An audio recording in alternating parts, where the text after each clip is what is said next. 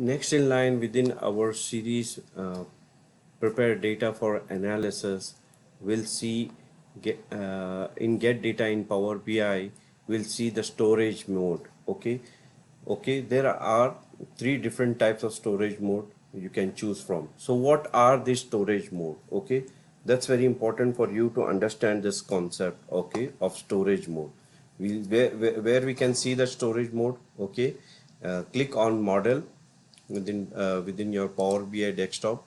You get to see what are the files we have imported in our data model view. Okay, this is where the relationship will happen. We'll see in our forthcoming lectures how to link tables and create relationship.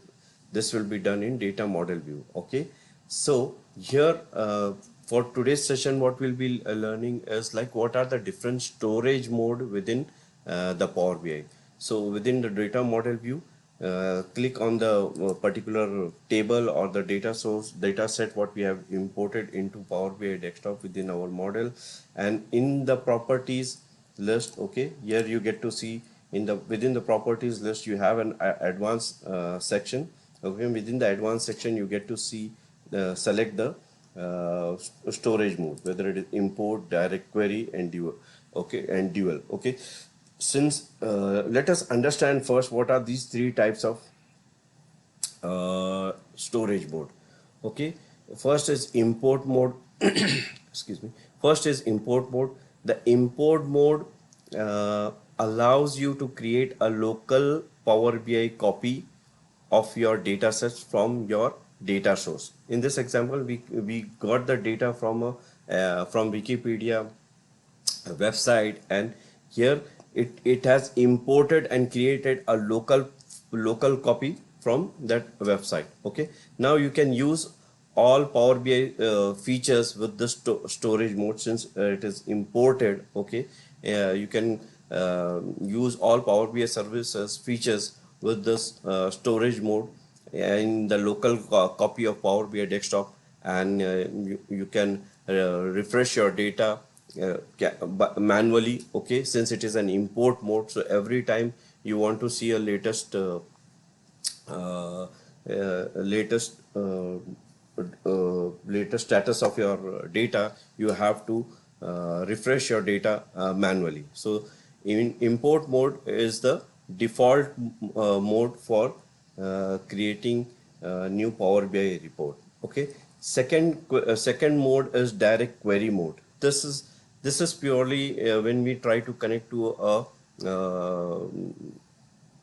database, where we establish a direct link with our Power BI data set and SQL Server. Let us understand that what is a direct query mode of storage. The direct query option is useful when you do not want to save a local copy. Like this, we don't want to have a local copy. Okay, so here you can create a direct connection to the data source. Okay, using this model. Okay, as a storage mode, using this model ensures that you are always viewing the up-to-date data, since it is having a direct connection. Okay, and that all security requirements are satisfied. Direct query mode is suited for when you have large data sets. Okay, to pull data from okay, from your database. It is large data set. Okay, instead of slowing down performance by having to load large data amounts of data into Power BI, you can use direct query. Okay, to create a connection, instead of slowing down performance by having to load large amount of data into Power BI, you can use direct query to create a connection to the specific source, which solves the data latency issue as well. Okay, so that's where the direct query will come into picture when you want to have the real time up to date data status. Okay, into your system. And last, third, it is like dual.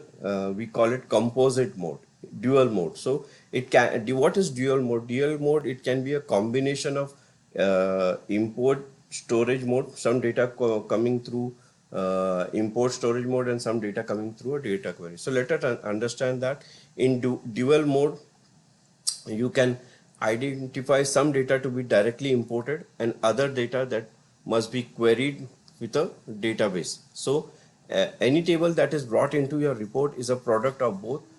In this scenario, any table that is brought into your report is a product of both import and direct query mode.